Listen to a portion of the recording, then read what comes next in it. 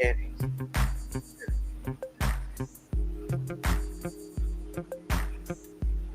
Dude.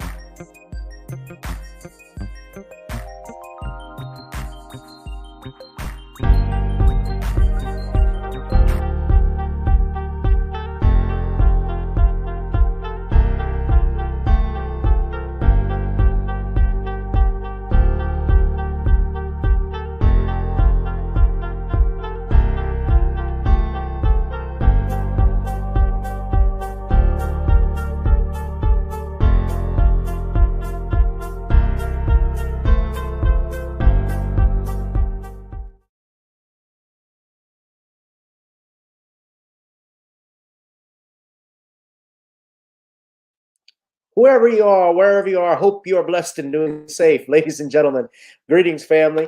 Of course, I'm tuning in. You see me without the glasses off today, but if you're looking for some opportunities, particular advertisement opportunities, then look no further at the link at the bottom to my email address. You can hit me up for advertisement opportunities. We are supporting and promoting your businesses here on this channel.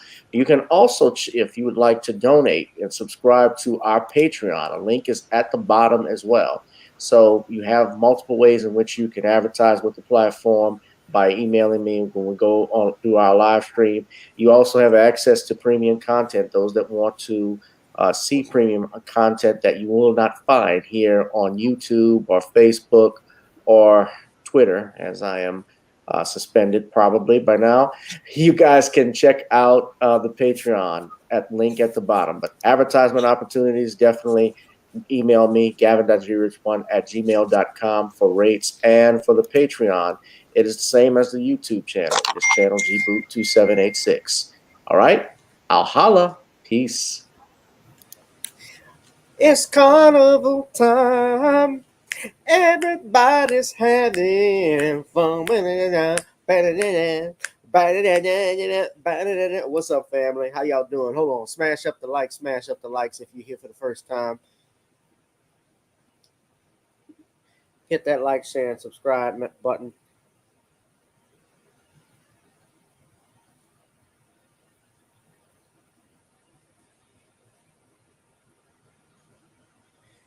How we doing tonight?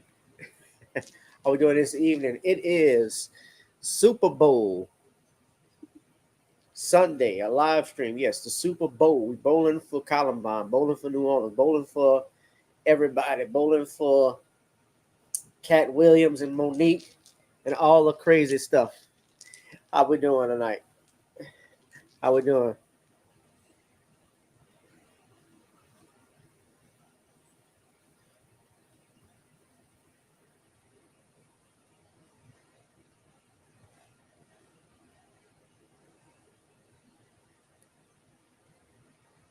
Sorry, I'm texting somebody. I'm getting text message. How we doing tonight, y'all? Y'all, as y'all see, I'm coming from the parades. I was out in Endymion with the old lady last night. We had a good time. I don't know if anybody, especially my family, who are not familiar with what goes on in New Orleans, but this is the week of Carnival, Mardi Gras Tuesday, where everybody lets loose before Lent, which is the purpose of all of that. So, Mardi Gras means Fat Tuesday. Lundi Gras, of course, which is tomorrow, is Fat Monday. So we have all of that going on. And of course, today is the Super Bowl. I asked everybody who y'all got, Taylor Swift or the refs. I don't have a clue. I don't really have a dog in the fight because it's not my uh they're not my favorite teams in the Super Bowl, certainly not my picks. But I guess it depends on who Vegas wants. But how we doing tonight, y'all? I hope everybody's doing safe and blessed. If you're watching on Facebook, uh, Twitter, or as it's formerly called Twitter, it's now known as X, or on my backup channel, Gavin Richard, and Facebook, whoever you are, wherever you are, I hope you are blessed and doing safe. I need you all to please hit that notification bell, hit the like, share, and subscribe button right now. We are live, and I'm coming at you with 5. And of course, as you know, the channel is not monetized, so if anybody would like to donate, contribute,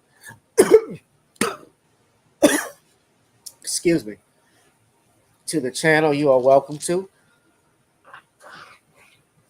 Hold on a second, fam. I gotta turn this fan off.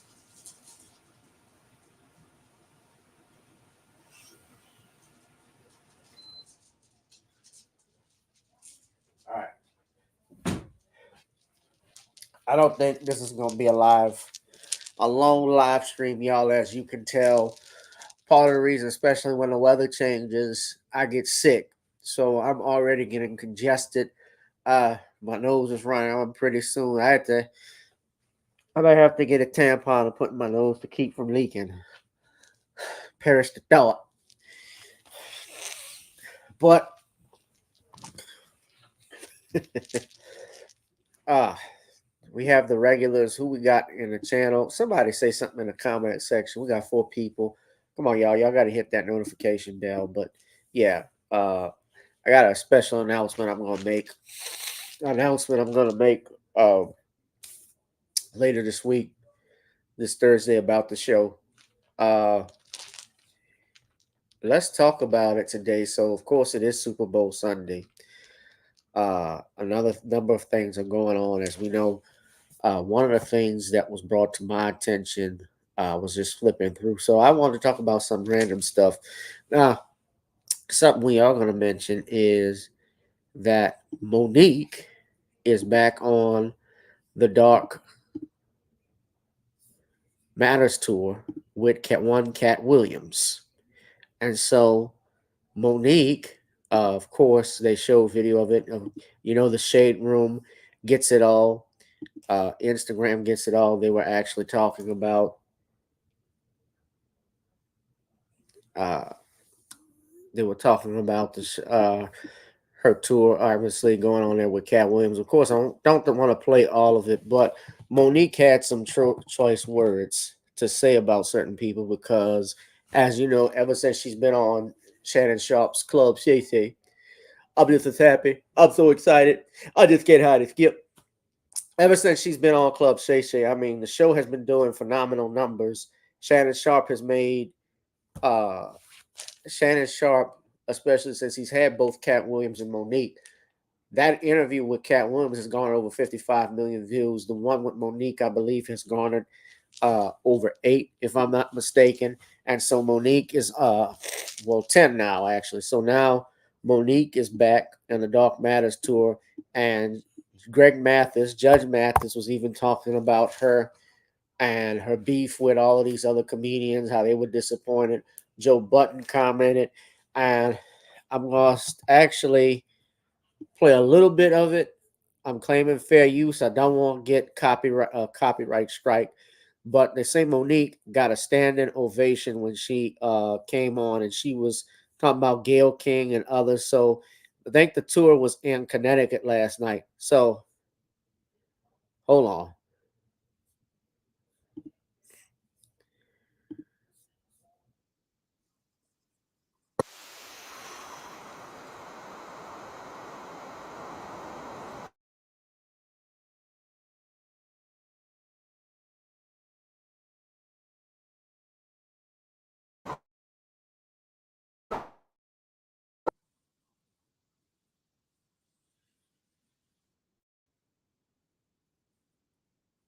Talk to you. You must listen. Do you understand me, brother? When the elders pull you the fuck up, you must listen. All of your white friends are arriving at the same motherfucking time.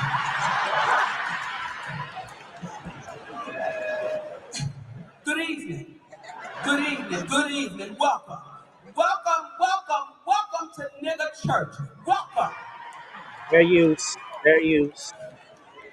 You listen to your elders. So as I'm standing in the line, and I'm standing in the first class line, and I want to say thank y'all because y'all let a bitch live good. I want to say thank y'all that y'all let my entire team go motherfucking first class. So we standing in the line, and that elderly man came the fuck back up to me. He said, Monique. I said, sir. He said, I want to speak to you. I said, yes, sir. He said, I saw you on Club Shay Shay, and you did good, but you could have done better. Sir? He said, look, you know where the fuck we from. And when you was talking about that bitch Oprah, you was taking it too motherfucking easy on that raggedy bitch. I was waiting for you to call that bitch all kind of nasty, dirty, skanky, filthy, low down, dick licking, filthy bitches, but you did not. And I want to let you know that disappointed me.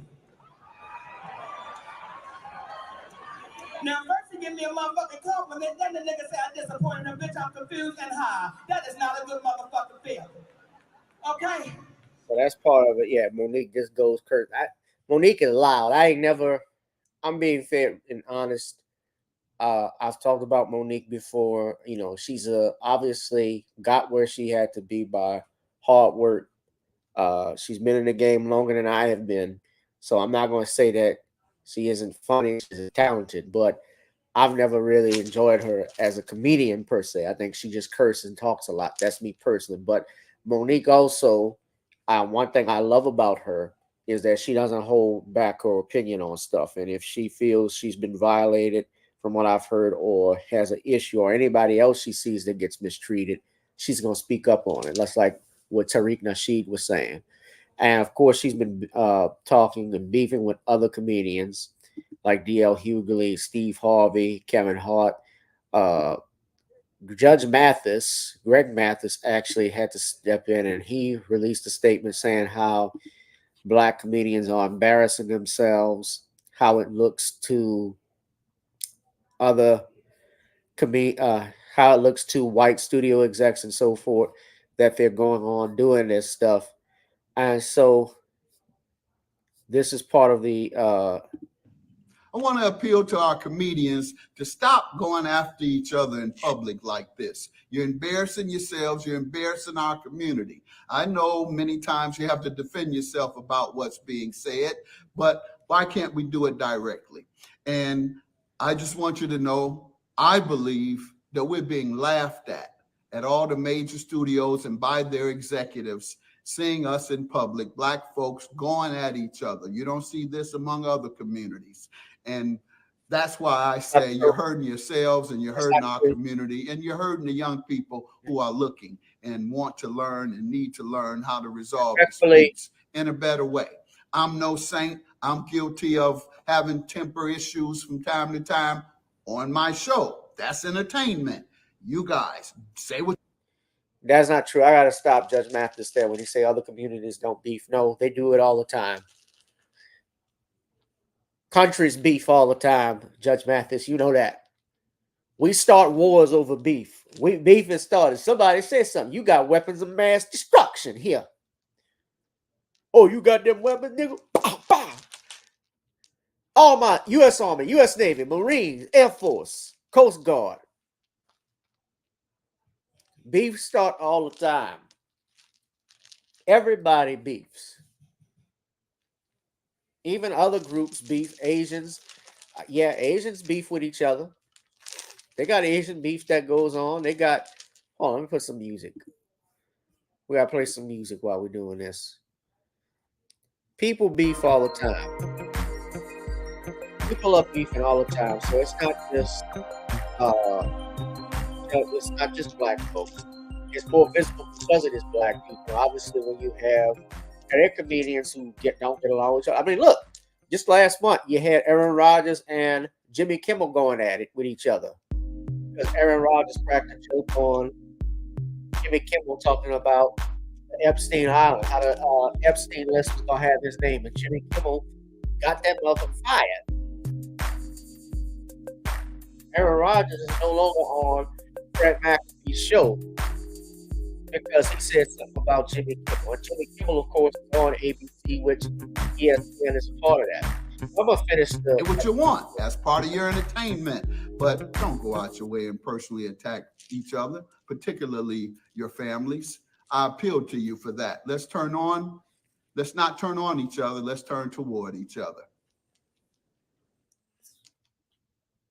I get what he's trying to do and say, but respectfully, I disagree. And I think people are airing their grievance and blaming Shannon Sharp because I think people compare Shannon Sharp now to Wendy Williams and so forth, and how, D.L. Hughley is talking about it. Steve Harvey was talking about it. I played that interview, part of that, their rants on their radio show on IG on Thursday when I was on with Sean. But they're in that same business as well. They have people that come on their platforms, their radio programs. Now they're limited with stuff they can say because they got FCC guidelines, but they do the same exact things. So Monique responded to Judge Mathis, and this is what she had to say. I was wrestling with myself today.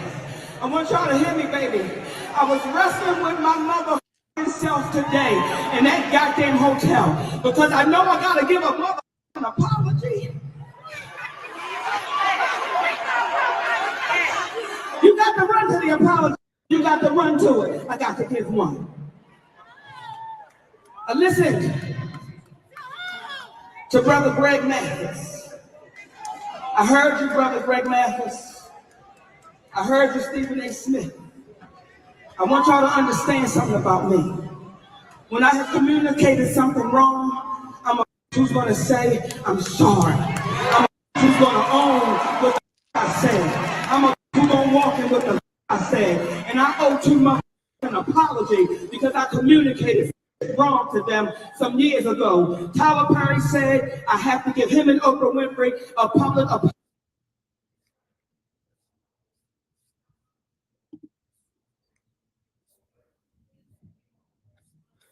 Oh, hold up. What's up, Kevin Wellborn? Apology, and I'm going to give it right now tonight in front of you in Albany, New York. Oprah Winfrey and Tyler Perry, I want to apologize for telling y'all to stop.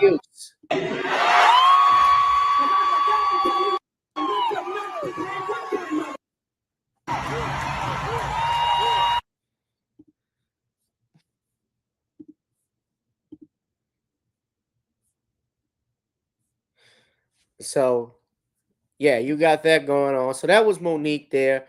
There's more on her YouTube on the YouTube channels. You can Google it or go on X. Let's put the music back on and find that she was on tour with Cat Williams. See clips of it. So she's on tour along with Mark Curry. Mark Curry is always gonna kill it. Mark Curry is a comedian. He actually writes jokes all the time. I was working on new material. He ain't even said himself. He's not sweating that joke that Steve Harvey stole. And joke thievery, y'all know. I've mentioned this before. That goes on all the time. But yeah, my man don't play. Mark Curry would be so. That's actually coming here in New Orleans in March. They're actually doing a show. I might try and see if I can get some tickets. Go to that, or maybe get on and be the open match. Now, speaking of comedians, y'all, I got to talk about this because I was going through a timeline of X, and I saw this trending. David Lucas, who's a comedian, got called out over George Floyd's joke. Now, if you've been on Facebook, if you've been on YouTube, or if you're familiar with the Joe Rogan show, I think that's where David Lucas came from. Now, I've never heard of the brother. I've seen him. I've seen clips of his videos on Facebook, and I enjoy his comedy, some of the stuff. But he was at the comedy club. I don't know where this was at. I know this was at a Funny Bone. I don't know what city, but he was doing I guess going back and forth with the audience members, certain ones, and I don't know if they were heckling during his set. It probably was. They were talking, and he cracked a joke on them. It was a black group. And he's in a predominantly white, let's just say it's mostly whites who've come to see David Lucas. Let's put it that way. And so what we have here is Lucas cracked the joke, was cracking back, made a remark on George Floyd. I want y'all to hear what the audience had to say. You want to show them the reason George Floyd got his neck nailed off. Oh, stop. I want y'all to hear it. I'm rewind it. So he's going back and forth with an audience member. I don't know the pretext of it, but from looking at it, and I know he riffs on people all the time in the crowd. I know as a comedian, as someone who has been on stage, what happens, the comedy stage, it is not uncommon, of course, when audience members are told to shut the hell up, will engage with another comedian. So it's happened, but I don't know the pretext of this beforehand, but it just goes far. And here, we'll just play it. You all want to show them the reason George Floyd got his neck nailed off.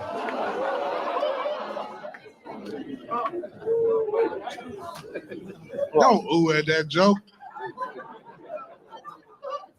It's just a joke, man. I would have never kneeled on George Floyd's neck. I would have shot that nigga. That was making us look.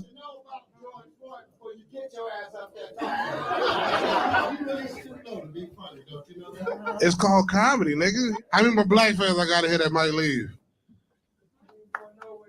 Oh, good shit, man. I got. Cause nigga, I was just warming up with that George Floyd shit.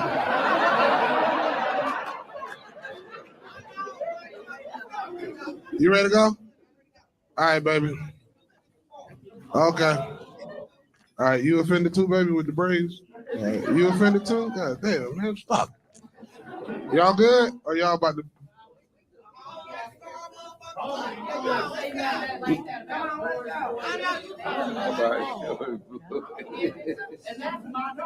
Oh, I'm... Yeah, we come here all the time. We get your ass work out.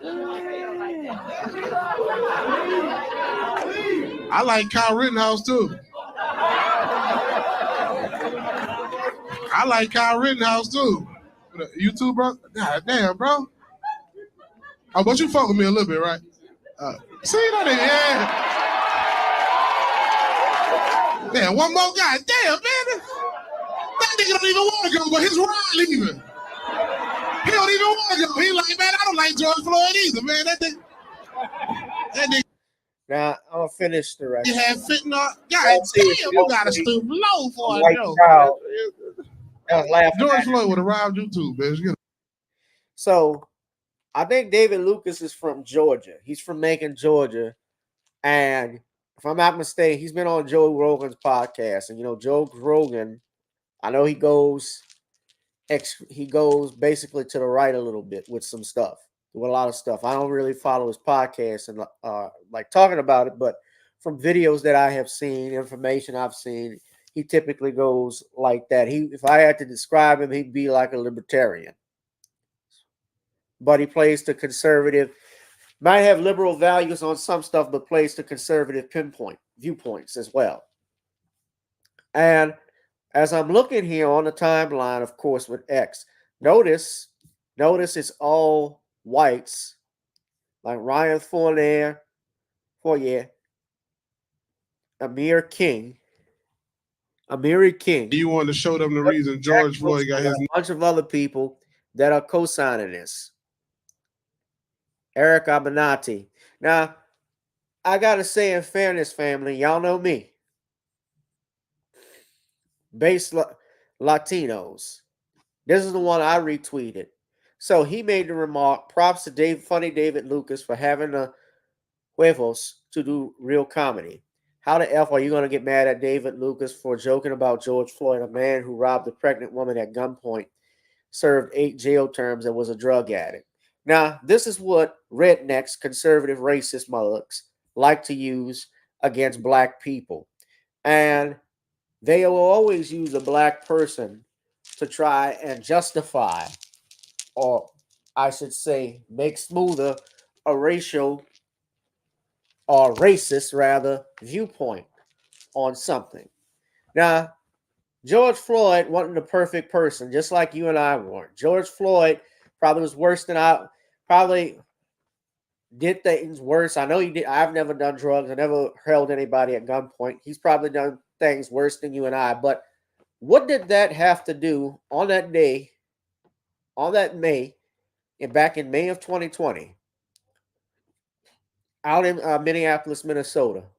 What crime, other than passing out a counterfeit bill, which we don't even know if he knew that was counterfeit as of yet because he's deceased and can't talk. What does that have to do with his death or him being killed by that cop?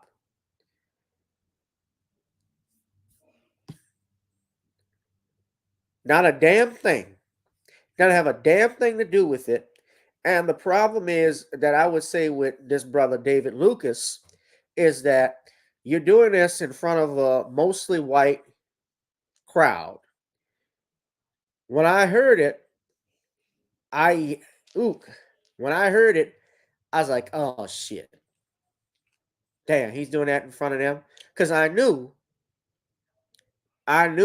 you were going to see this on Twitter and you were going to see racist, suspected white supremacists co-signing it. And he is now the poster boy for it. Now, as a general rule, as a comedian, I got to say, I always believe in the First Amendment. There is nothing off limits, in my opinion. I have seen comedians I've seen comedians make Holocaust jokes. I've seen jokes about I've seen jokes about the Holocaust. I've seen jokes about Dr. King. I've heard people do jokes on kids, on pedophilia. I've heard pedophilia jokes. There have always been people that have made jokes about something that I guess you could say go too far. So I'll never tell another comedian what they can and can't say. However, I can tell you what Gavin Richard would have done, what G. Rich would have done. That would not have been a joke I would have done. I would not have said that. And it appeared, just from my standpoint, he was trying to appease. Of course, the video is edited. It doesn't show everything, but it appeared he was going back and forth with the crowd and wanted to say something that was stinging. Look, comedians roasted with audience all the time. It's always happened. Going back, look at Don Rickles. Even after Don Rickles, Robin Harris, the late great Robin Harris, who used to riff on the audience. Robin roasted everybody. George Floyd, though, all their things. George Floyd, it was a very sensitive subject. Are there some things I wouldn't talk about? Are there some things that comedians shouldn't say?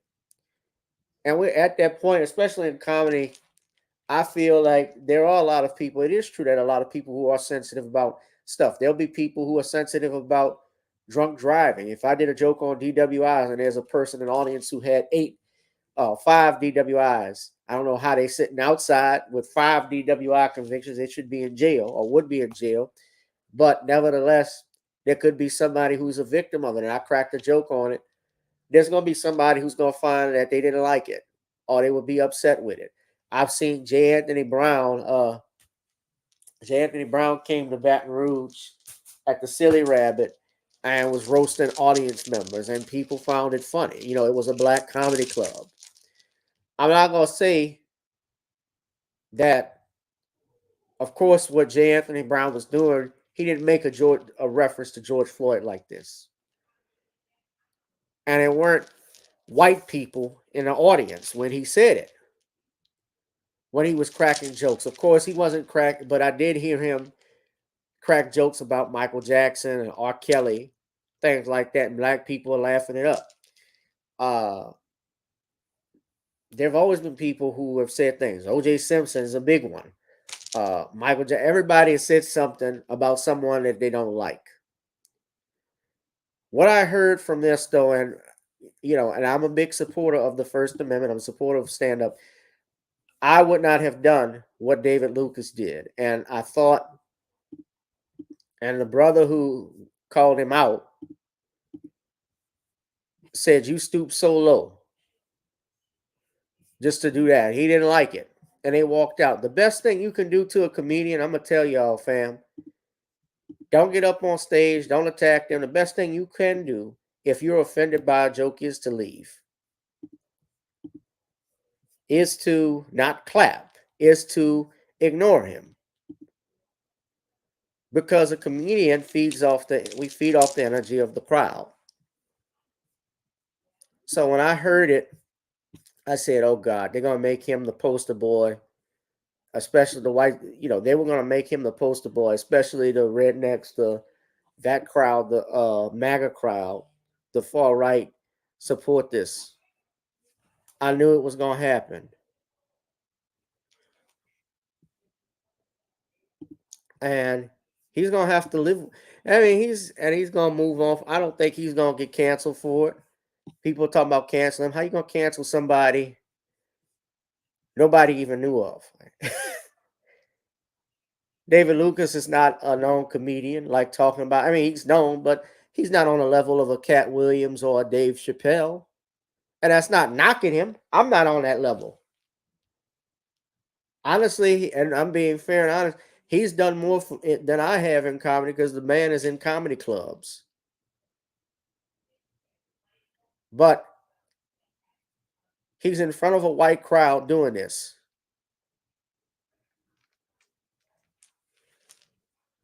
And somebody obviously wasn't happy. A lot of people aren't happy about him. So I'm more upset at the fact that he's going to be the face of this. And yeah, he's has sold out crowds at these clubs and stuff.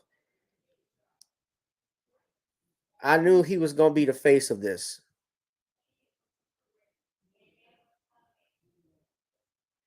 People saying David Lucas is the closest comedian we have to Patrice. He's the only black comedian who isn't afraid to piss off black people. Even Chappelle won't do that.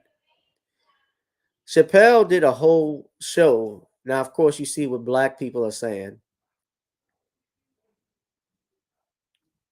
Somebody said, imagine being a black comedian duck piling on David Lucas right now, crabs in a barrel.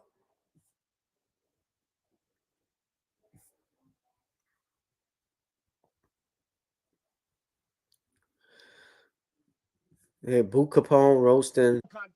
One of the dunk contests at a Dunkin' Donuts. Get your fat ass. Every time you stand up, your feet say, "Oh, damn!"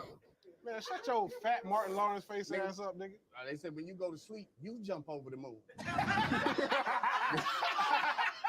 You don't get your ass over here. He's been roasted. I ain't seen him in a minute. What's the last time I seen him? He had Section 8 on a Waffle House. Come on, boo. You was doing good. My bad, man. They said Mike Tyson gonna use your lips at the speed band. You go to the club and order insulin on the rocks. Okay. Old ass nigga. Get your ass out of here, nigga. They said you fought a pigeon over a French fry in front of Popeye's chicken. Jesus Christ, man. Now they said you ran out of Wendy's, nigga, with a jacket. This nigga said anything, nigga.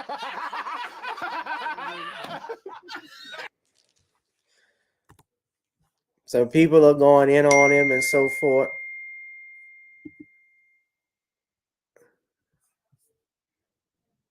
So I had to respond. Yeah, I had to respond to what that dude, and he's just another troll. What Base Latino said. But you see, this is the stuff. This is the downside of that. He's going to be the face of this. He's going to be the face, like Charles Barkley, Stephen A. Smith, when they want to push racial stuff on black folk and then hide it under the name of comedy. Look, I'm not going to I'm not dogpiling the man. I just know reality. I know facts. This is the world we live in. And I'm not a supporter per se of George Floyd. I wasn't a fan of naming a bill called the George Floyd Policing Act. I didn't believe in that.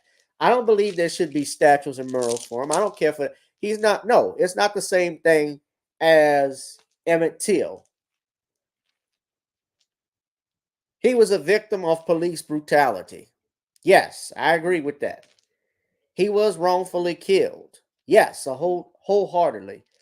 Do I compare him with Dr. King? Hell to the no. Do I compare him with Malcolm X? Hell to the no.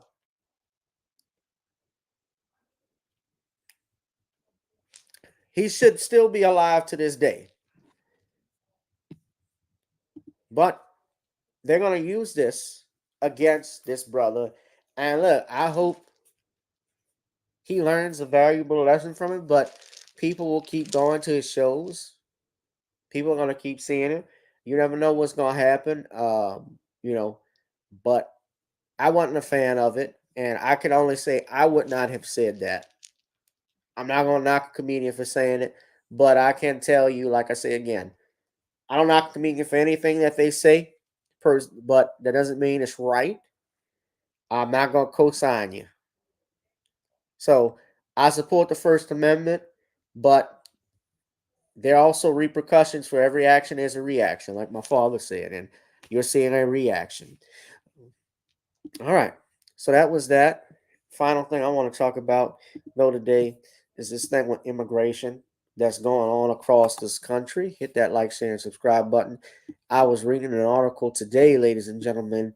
As we all know, one of the biggest issues in the 2024 election is what's going on with immigration, illegal immigration, how migrants are coming into this country with open borders.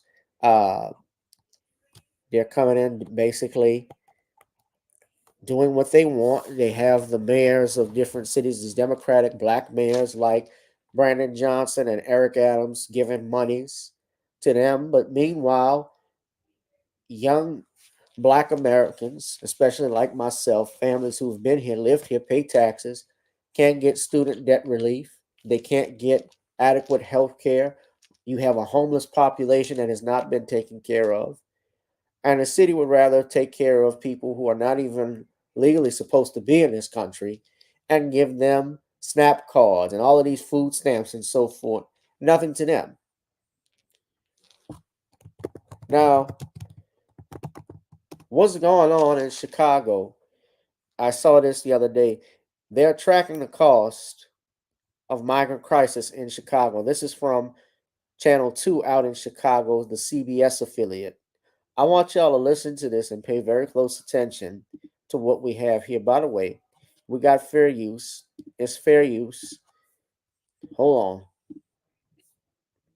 So here's a video here.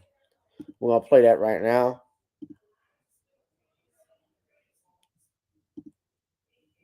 Meanwhile, new data shines a light on just how much Chicago has been spending to support the migrant mission so far.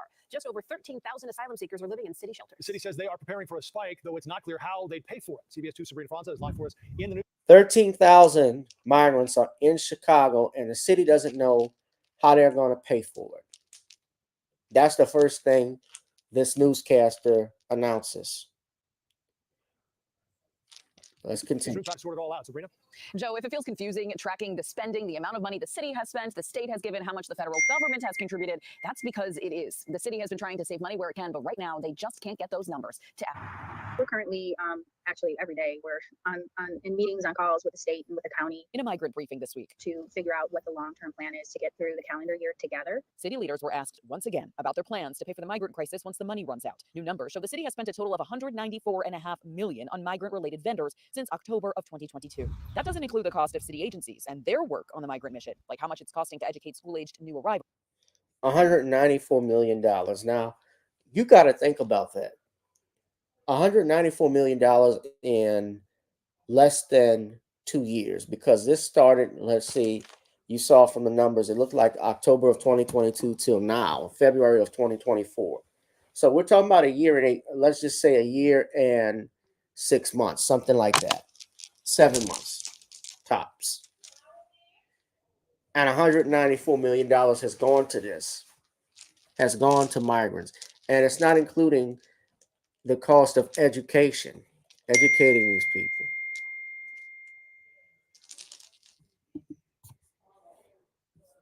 Of those vendors, though, the Kansas-based company, Favored Healthcare Staffing, continues to be the highest paid, making $126 million since the mission started. The cost paid mostly by the state, the remainder split between the city and federal government. A few days ago, the city amended their contract with Favored Staffing for a second time. Now their contract is for approximately $150 million over the course of 1 year. Notable, I'm in the wrong field. budget, $150 million is the same number allocated for the entire fiscal year. The city is hoping the state continues to pay and the federal government will step in. Governor Pritzker has said he plans to put about 2,000 beds somewhere, though it's still not clear where that will be or when it'll happen. Would that be one of the things that we're looking at to help alleviate how much the city is spending? We're currently in discussions about how they might be able to apply that, whether it is standing up a. Now I pause for this. $150 million, a new contract. The healthcare system, they're the ones that are making the money from this, because you think of this, the migrants come in, they got to get checked up, checked out. When they get into these shelters, to make sure, obviously, they don't have, I'm assuming they're being checked, make sure they don't carry any diseases of any kind. If there's any viruses that they may have, they get checked up. So they're making money from this. The people who pay are you, the American people, the people of Chicago. Remember, that's money that's being split between federal government and the city, and the state is taking care of some of the bills. These are your Democratic leaders. Now, look, just because I criticize the Republicans, hey, look, that don't mean I don't think the Democrats aren't scumbags as well. They are. I call them out all the time. Right is right, wrong is wrong, no matter what color it is or what its affiliation.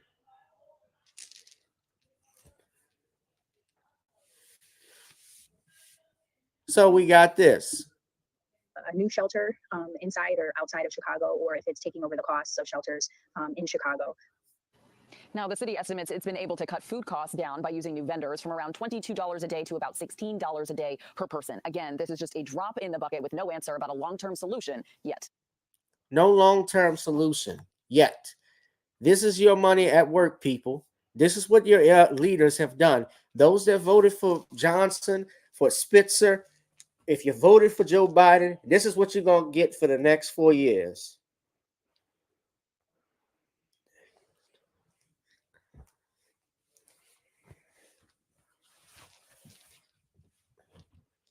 This is what you got for the next 4 years, guys.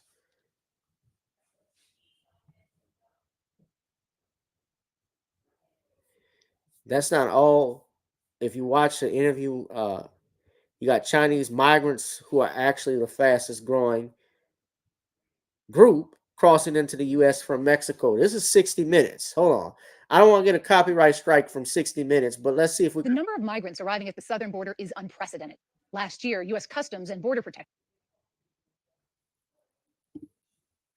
So they got a growing number of Chinese nationals trying to escape repressive politics, and they're headed into the United States through a loophole.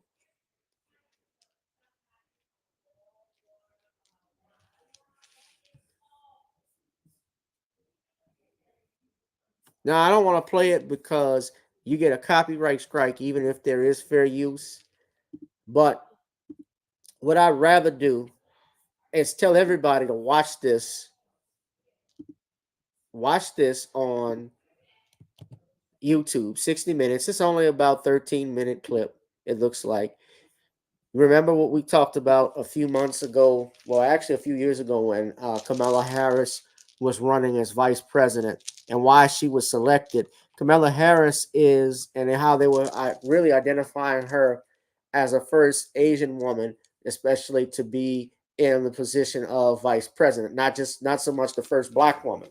Because now, yeah, they slipped it in when she got the nomination. They would say, oh, a black woman, but now they're even saying Asian. How she identifies with India and so forth, and Indian curry food and so forth, and so on. Remember what Dr. Claude Anderson even talked about, how they said Asians one day were going to outnumber black people. They are the fastest growing minority in the country right now. They're going to even get to the point where they can outnumber Latinos. United States will no longer be a majority white country. And remember what Joe Biden said. He said, you better talk to Hispanics because they're going to outnumber you. They got nothing for you, man. They can't do nothing for you, man.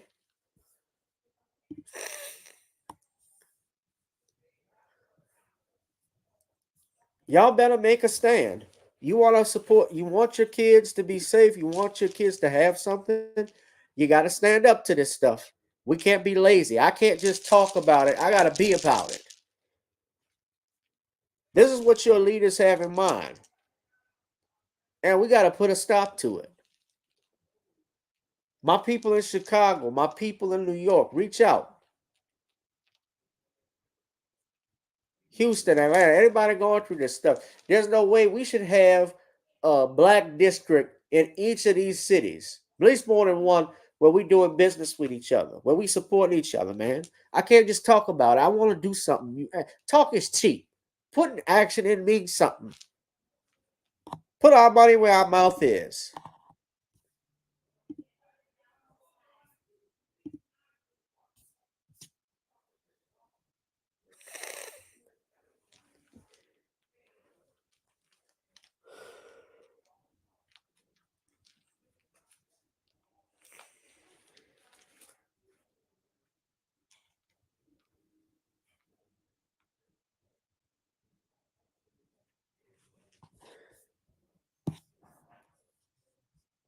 Shit.